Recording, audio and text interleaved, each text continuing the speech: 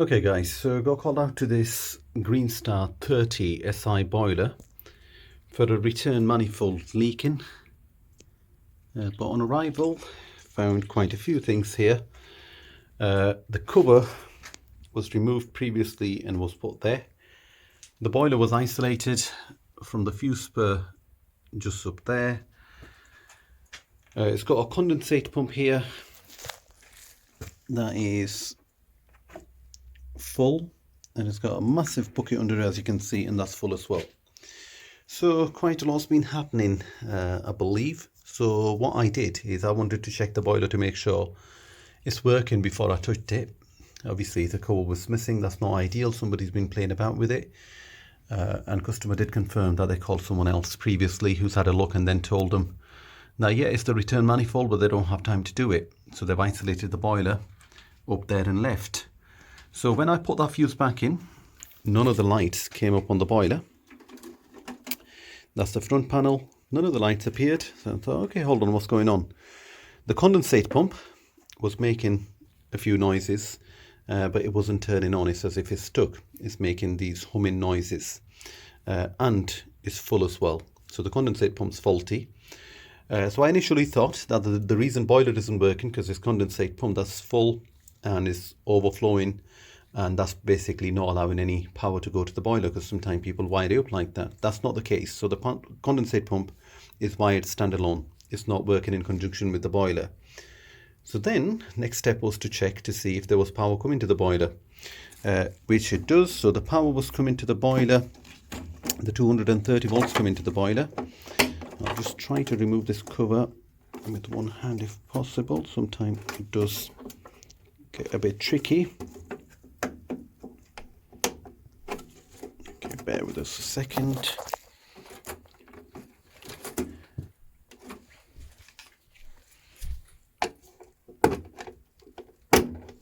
Okay, he's coming out. Let's see, let's just put this cover on the side. So what I checked using my multimeter, once I've replaced that fuse, because that was a 13 amp fuse as well, so I put a 3 amp fuse in there. Check the incoming voltage. Sorry, it's a bit dark, I'm in the basement. Between live and neutral, so I had 230 volts. Then I checked between the live supply that's going to the receiver for the programmer, between neutral, and there was no power going to the receiver. So the board is actually not giving any voltage out, although it's receiving voltage, and none of the lights were on. So straight away I checked the fuse, which is just there, and it was one of these fuses. So I checked it for continuity, and that fuse was blown. So I put the second fuse in. I put the fuse in, put the main fuse back in. Fan came on literally for a second, and then it blew the second fuse as well. I looked at the condition of the pump and I thought, could well be that the pump's faulty. So I pulled the plug off the pump and then put the third fuse in. Now this time round, when I reinstated the supply again, it held and the boiler went through the whole sequence, which clearly told us that the pump, this existing pump, there is something wrong with that. So what I did then is I checked the continuity just on there, on the plug itself, on the pump. So that's the earth pin, so that should be continuous to the body, obviously. So check that, confirmed it, that is the case. Now one of these is live and one is neutral.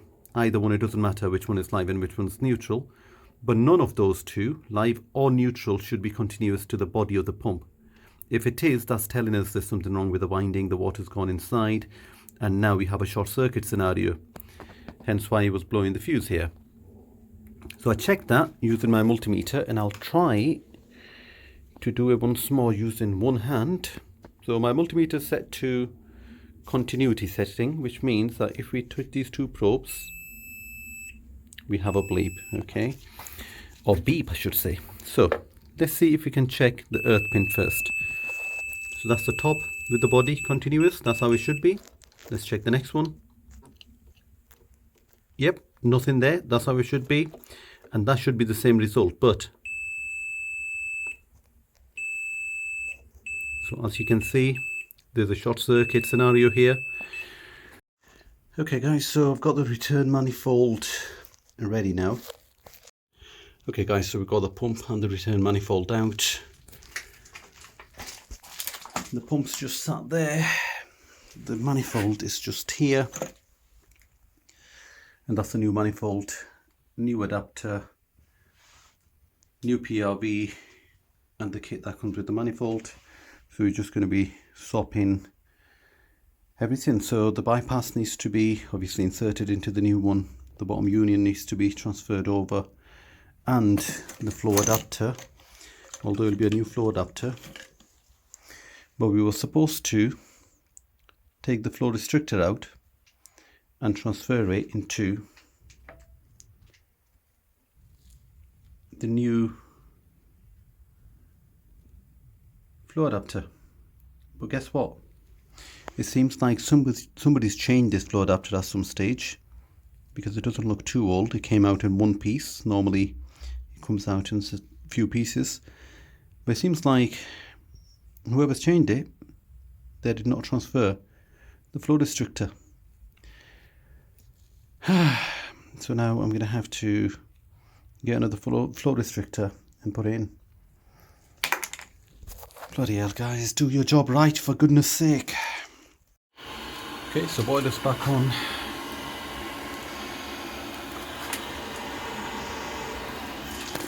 Return manifold and the pump's chained, and I should have had a closer look around where somebody previously chained the flow adapter,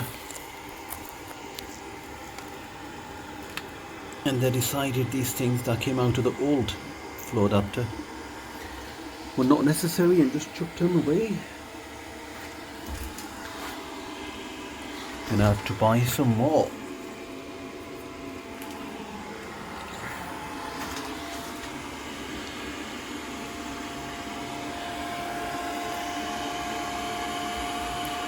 That's another one saved. I just need to find some screws for the cover, and that's all done.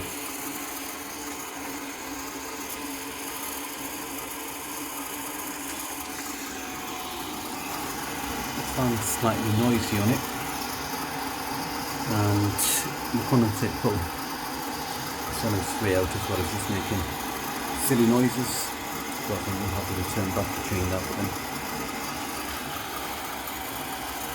But thanks for watching. If you have any questions, do let me know. Thank you. Bye.